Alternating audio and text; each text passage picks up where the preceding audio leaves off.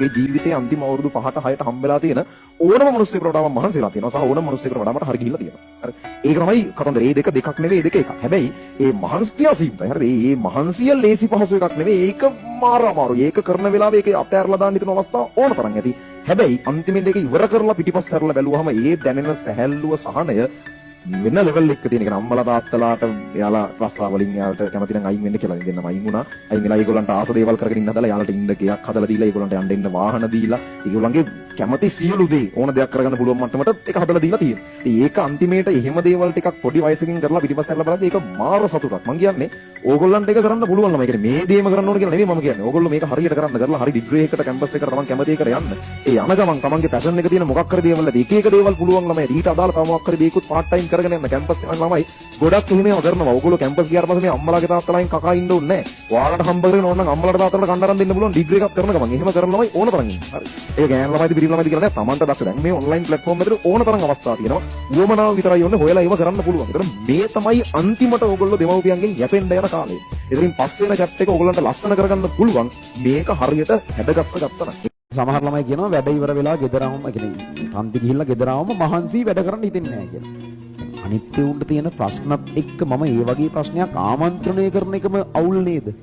එකෙක් කියනවා මේ මට මොකක් හරි ජොබ් එකක් දෙන්න හෑන්ඩ් බිල් බෙදන්න වගේ එකක් තියෙනවා නම් හදලා දෙන්න මම ඒක කරලා පන්ති කාඩ් එක අරගෙන පන්ති ඇවිල්ලා මේක කරන්නම්.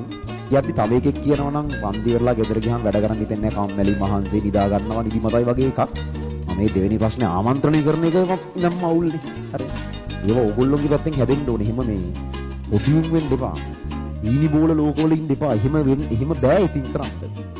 නැත්නම් හැම එකම කරගන්නවනේ. කියන්නේ මේ ගලාගෙන යන විදිහට මේක කරන්න පුළුවන් නම් අපිට එෆර්ට් එකක් ඔයා මේ මට්ටමට ගෙන්න ඔයාගේ පළවෙනි චැප්ටර් එක ලියන්න දායක වෙච්ච මිනිස්සු ටික. අම්මලා තාත්තලා වෙන්න පුළුවන්.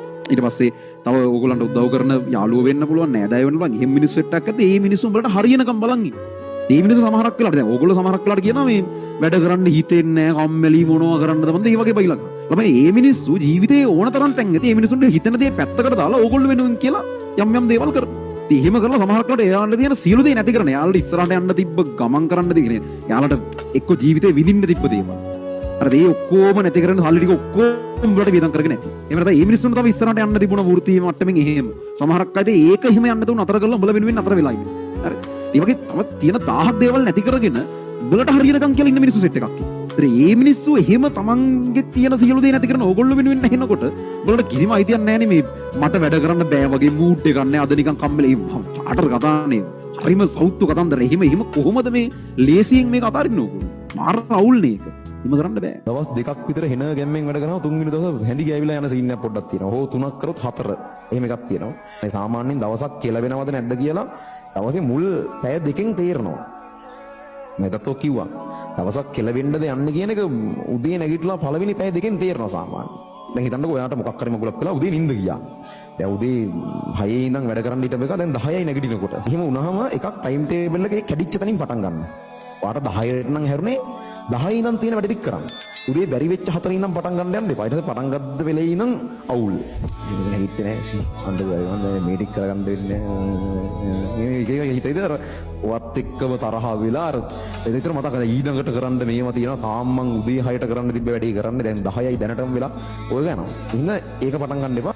පස්සේ දවස් අන්තිමේට වෙලාවක් ඉතුරුනොත් මුල් ටික කරමු. ඉතින් බැරි වුණොත් ඉතින් බැරි වුණා. ඉතින් මොනව කරන්නද? නිින්ද ගියානේ ඉතින්.